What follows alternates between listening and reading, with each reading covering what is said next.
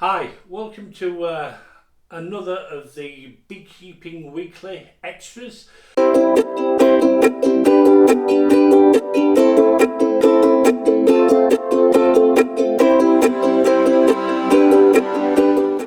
What we're going to be going through this week, we're going to be doing, as I said before, a video every day this next coming week.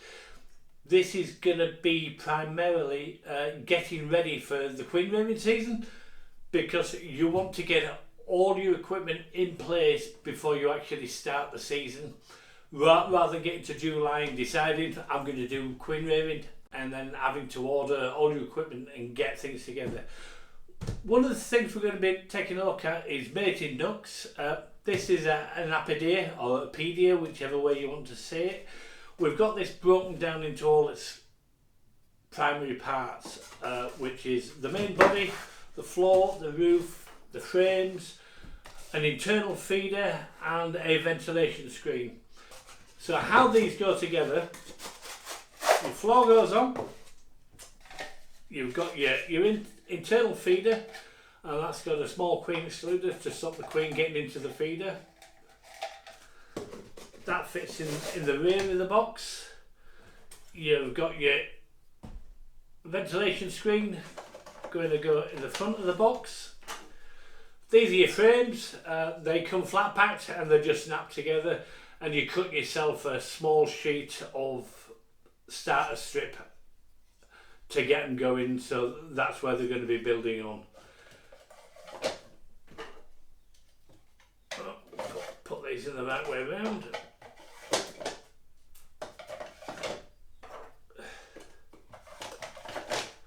On top of that, you've got a small crown board. This has got a small flap in it, and that's so you can actually put a queen cell through there without actually disturbing the bees. That goes on top.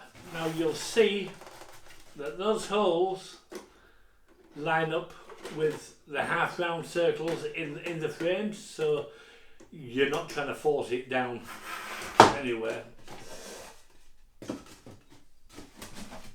And your roof on top of that. That's your basic setup for the Apidea. What we're going to be doing this summer is we're going to be showing you exactly how to fill these and get these started with bees. You can get a lot cheaper than the Apideas, but in my opinion these are the best. You can buy the Swibys and a few other cheaper variants, but these are going to be better. The reason these are going to be better is that they're constructed more solidly. The thermal benefits, I think, are better in these, and also you can overwinter these in different configurations. You can do with some of the others, but I've failed to overwinter in some of the others. The Apideas, I've always got my bees to overwinter fine in these, and come springtime, if you need a queen in April, you can't buy a queen for love and money. If you've got one or two Apideas already set up and you've gone through the winter, you've got a queen. We're also going to show you later on in the year how to get these ready to go through winter. When it comes to filling Apidea, I'm going to call it an Apidea from now on. When it comes to actually filling these, you're going to actually put your bees in from the bottom, and that's why you've got the sliding bottom that goes on, so that you can literally get your cup full of bees. And I'm going to show you exactly how many bees to put in your mating nooks later on in the season, once we get to the end of April, because it's the first week in April this week, and I'm getting all excited. But anyway, you're going to fill from the bottom. You'll read half a cup, 100 mils, 200 mils of bees. It's very hard to measure bees.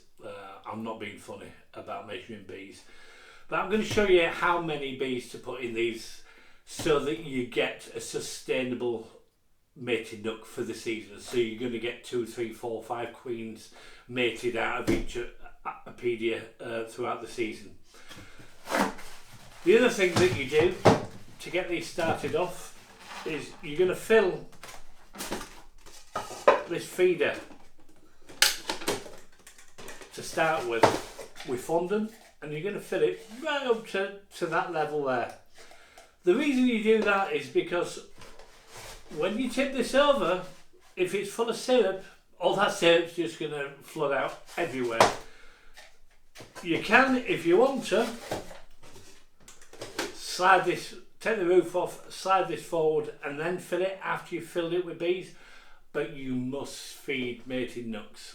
If you don't feed mating nucs, trust me, they're never going to pull out the comb on the start strips that they need to do, and there's a good chance they'll just starve to death anyway.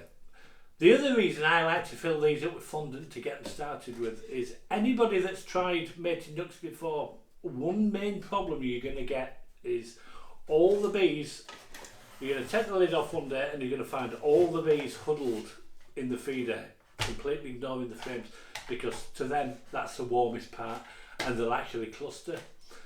Because you've not got many bees in there to produce heat, that's going to be their warmest part. If that's full of feed, they can't get in there and they've got to cluster. They've got to cluster on the actual frames, and they'll get started pulling those out. The other thing that you can do with these that I like is you can take this feeder out as they get going, and you can put extra frames in. So you're going to turn that into a 5-frame mating nut. When it comes to feeding them,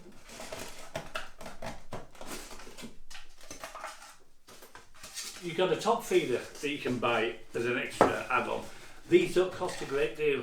I've got extra feeders for all our Apideas, and then literally you can fill that full of syrup, they'll come up and they'll feed from there. The other thing that you can do is you can get a super and put another 5 frames on and stack these up, have a feed on top of that, your crown board on top of that, and then your roof, and put it through there. You can put as many supers on these as you've got bees to be able to fill these. That is a fantastic overwintering combination to do it, and this is how we will overwinter lots, because we don't want to risk too many queens going through winter, and we want to make them as strong and as viable as possible.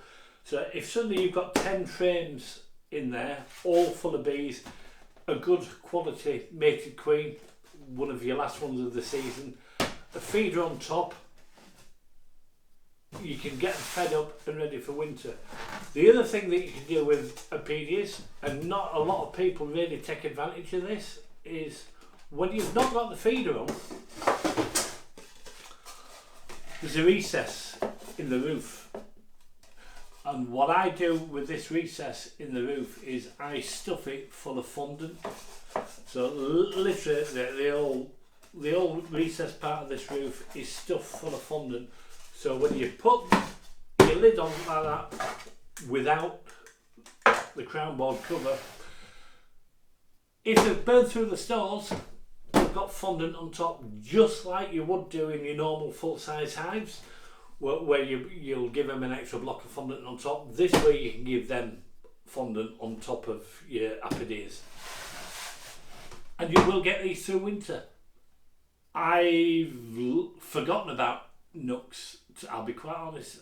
We put out so many some years, I've forgotten about them. I've discovered them the following year, and the bees have been fine, and we've had a queen in there. And the beauty of taking a queen, even if you don't want to do queen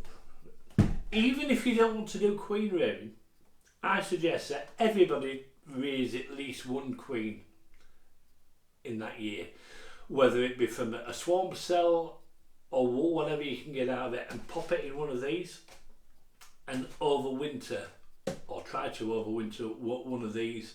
If you do it right, you will manage to overwinter fine, but that way you've got a queen if you need a queen. We get so many phone calls from people the sun will come out further down south. It's not like that up here in Scotland, but further down south the sun will come out. They'll be able to get into their nucs or hives early on in the year, and they'll find out that their queen failed either at the end of the season or going through winter, and they need a queen.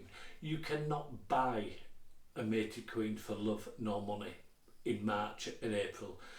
Mid-April onwards, you're going to be able to buy imported queens, and I'll be honest, the quality of imported queens in April is nasty. I'd prefer to combine the hive than buy one of these imported queens in mid-April. There's nothing wrong with imported queens though.